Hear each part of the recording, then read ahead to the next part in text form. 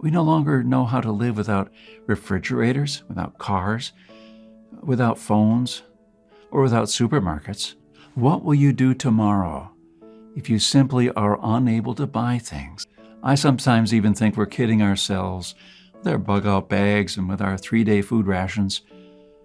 Wouldn't we be better off looking at what the pioneers took with them when they traveled from Independence, Missouri, all the way to Oregon City? Game meat was unreliable even then, so don't think that they made this 5-month journey counting only on that.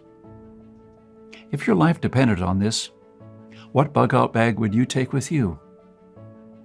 I know I would stick with what the pioneer had with him. He had to travel weeks on end without much help, while taking cover from some native tribes at the same time. And this is just a small, tiny example. I don't want to see our forefathers' knowledge disappear into the darkness of time.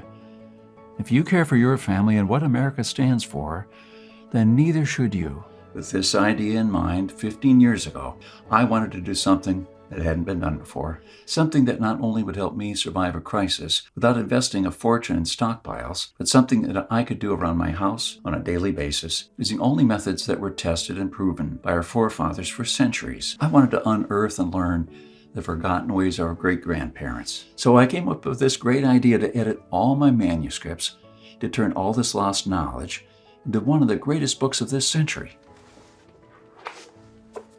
The Lost Ways, saving our forefathers' skills. By knowing the ways of our forefathers, believe it or not, you're covered for anything. You'll never have to spend money on any prepping material again. Forget about unreliable and expensive modern survival equipment. Why even bother reinventing the wheel when these things have been working right for centuries?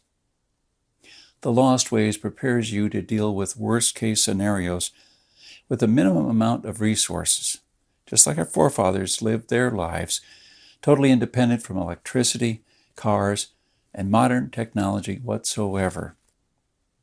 Which means you'll be able to be bulletproof against the ever-increasing threat of electromagnetic pulse, a powerful economic breakdown, famines, and natural disasters.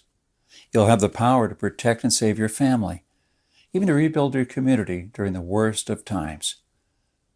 And the best part is, you don't need to wait for a disaster to happen. The self-reliance our great-grandparents had will help you save hundreds of dollars every month, starting from day one. At the same time, get to take part in doing something great, saving our forefathers' lost skills. Now, I consider that I've done my part. All you need to do is make sure to hand this knowledge over when it's time to. Take full advantage of it until then. Click on the button below and secure your copy while this presentation is still running. Don't let this knowledge disappear into the darkness of time, because in the next crisis, when death will stare you in the eye, this is the only time-tested life vest that you and your family can hang on to. You'll stay calm and protected, and others will scavenge through the garbage for food.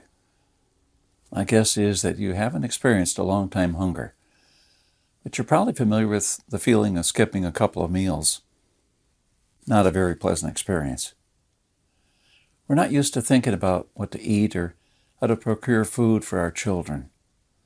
Again, don't take anything for granted because we're living in good times now. Our grandfathers and great-grandfathers were the last generation to practice the basic things that we call survival skills now. Why try to reinvent what they did, and did very well for centuries? There are only a few moments in life when you can really do something big. This is one of them.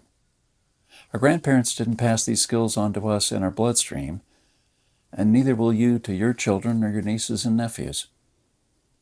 Take advantage of this presentation while it's still up, and save the lost ways by clicking on the button below. You're the only one that can change something.